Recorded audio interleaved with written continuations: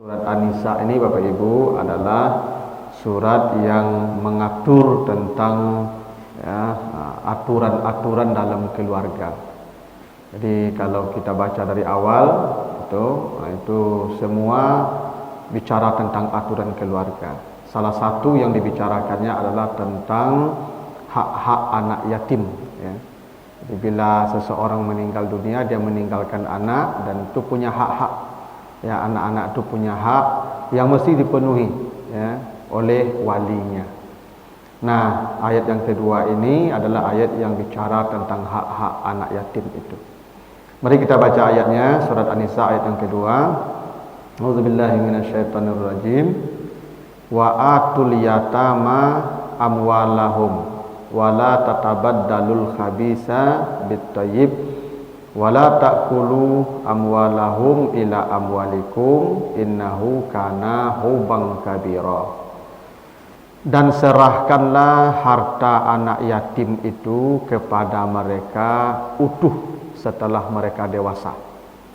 Dan jangan kamu pernah menukar harta mereka yang baik ditukar dengan yang kurang baik.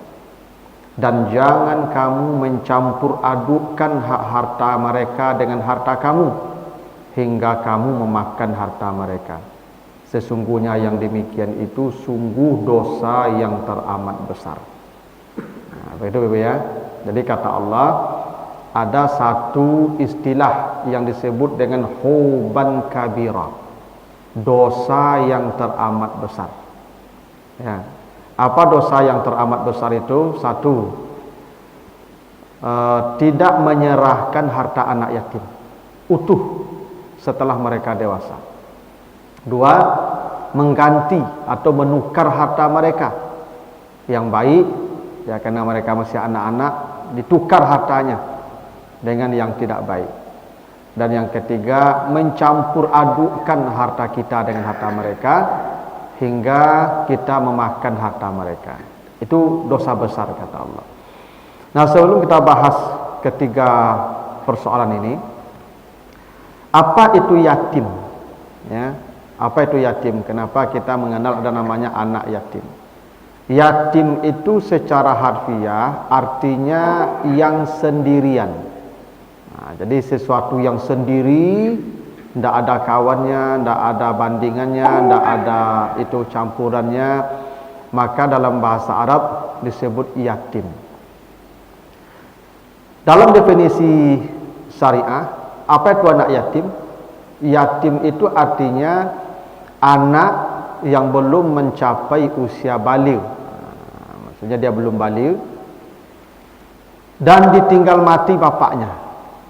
Itulah yang anak yatim dalam terminologi agama.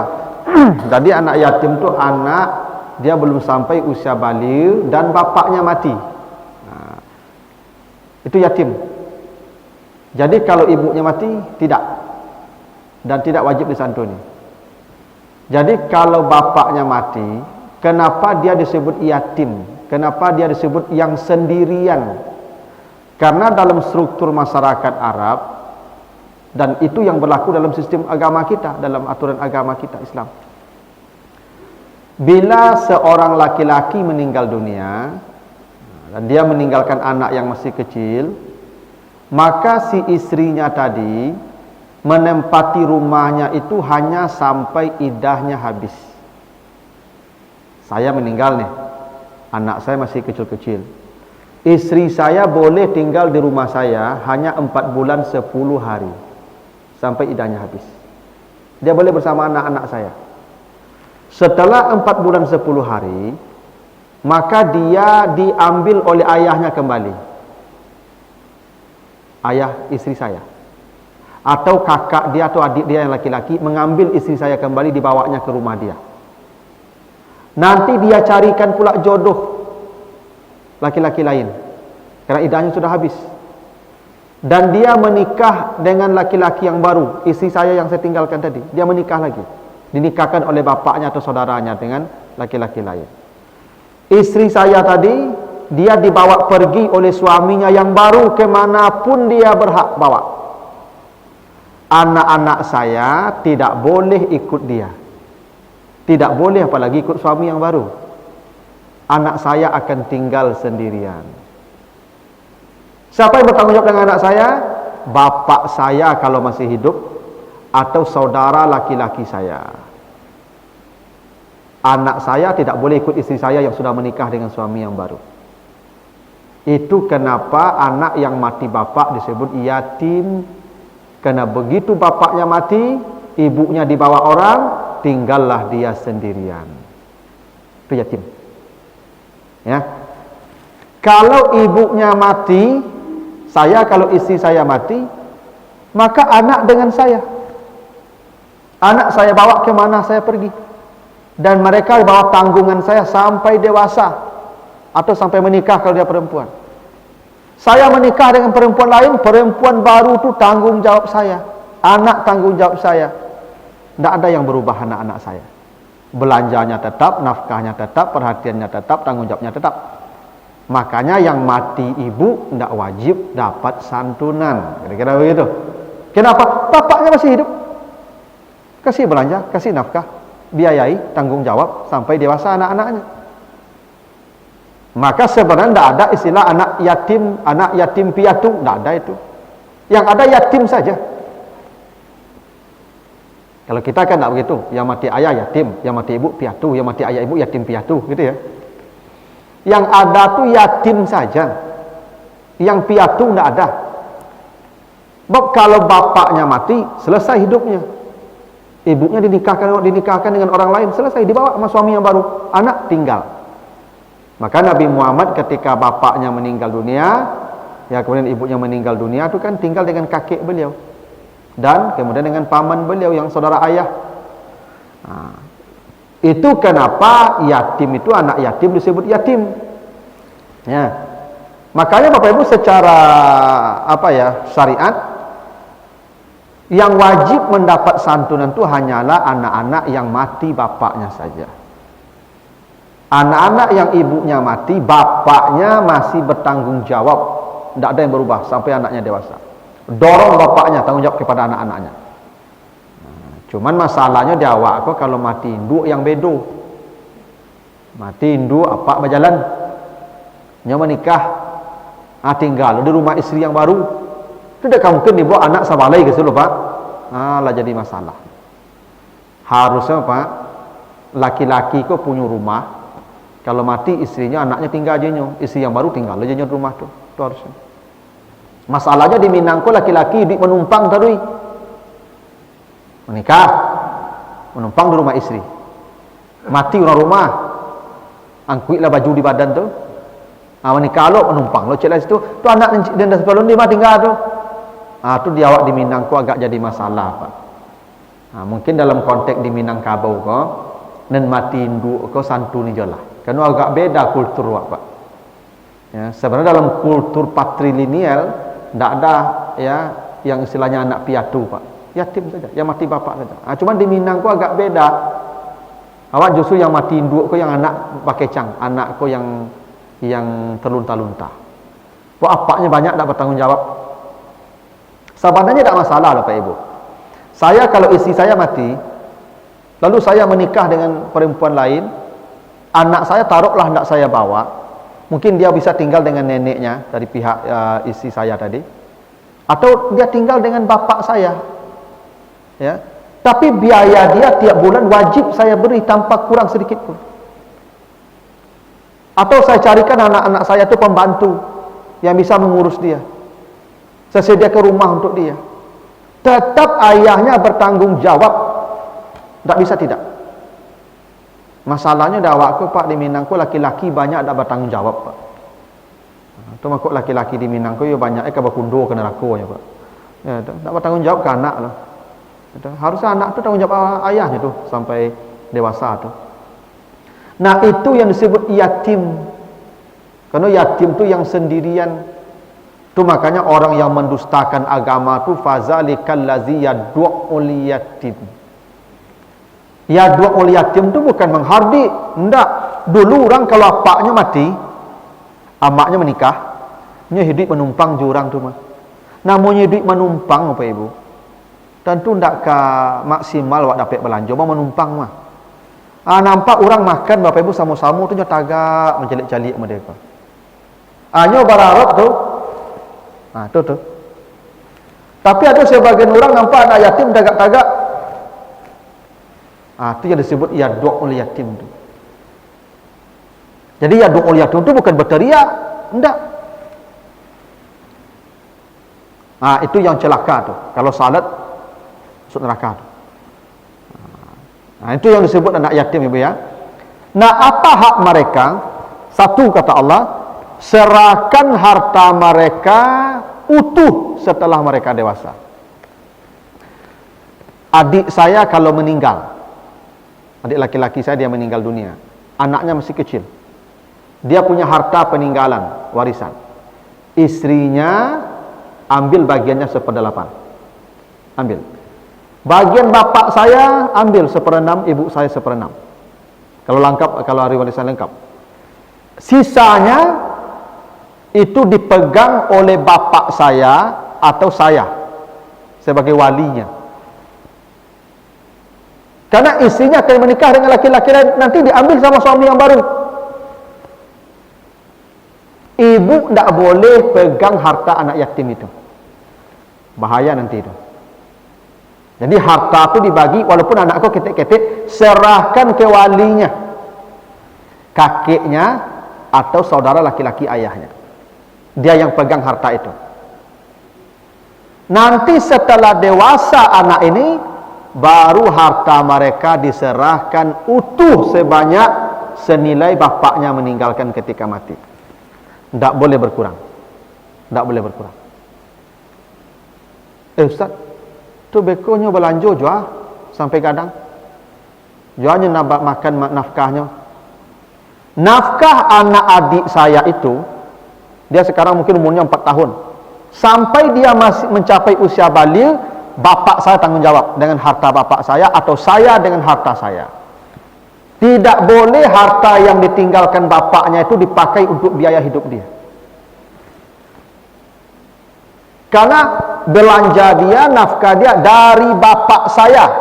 Karena itu anak beliau, anak bapak saya itu. Anak adik saya itu anak bapak saya. Makanya fulan bin kata begitu tu Pak.